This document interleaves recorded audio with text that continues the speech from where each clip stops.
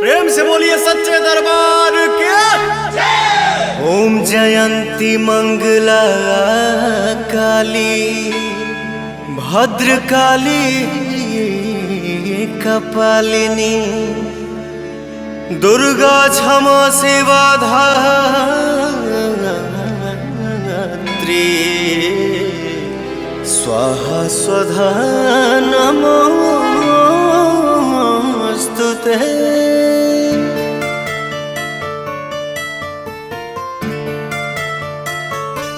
माई के आरती उतारो रे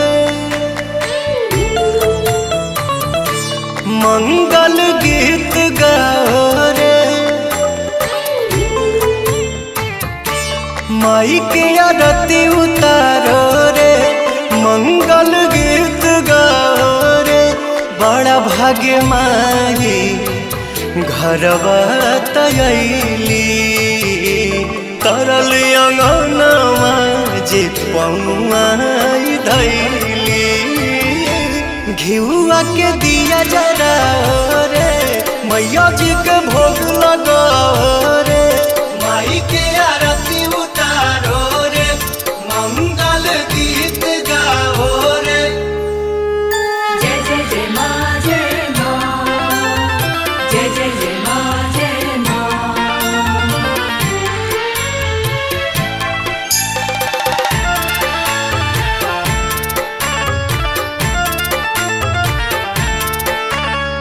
जय हो जग तरनी जय हो दुख हरनी आइलू अपना बेटा के दुआर। हाई हम पुजरिया रखी नजरिया सुखी रहे पूरा परिवार। एहो पंडित जी शंख बजावा सब जन मैया पे फूल बरसावा। मैया के चुनरी ओढ़ाओ रे हरी हरी चूड़ी चढ़ाओ रे। माई के आरती उतारो रे मंगल गीत गाओ रे।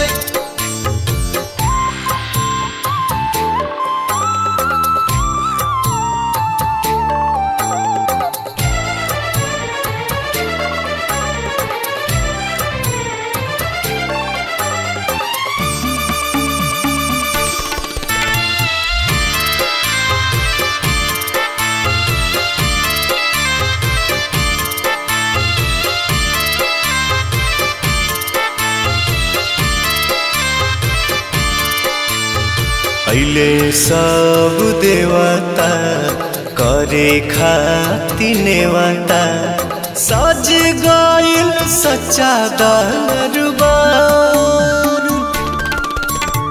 सभे पाँव पूजे चारों ओरिया गूंजे माई तोहार जय जयकार।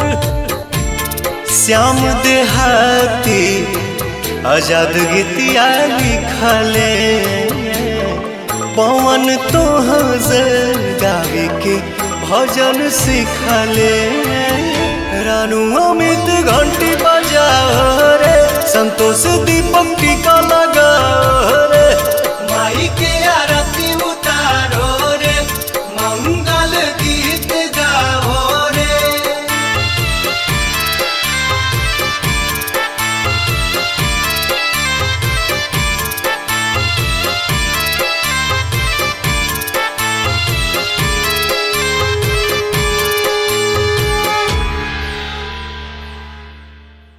घिउआ के दिया जरा रे मैया जी के भोग लगाओ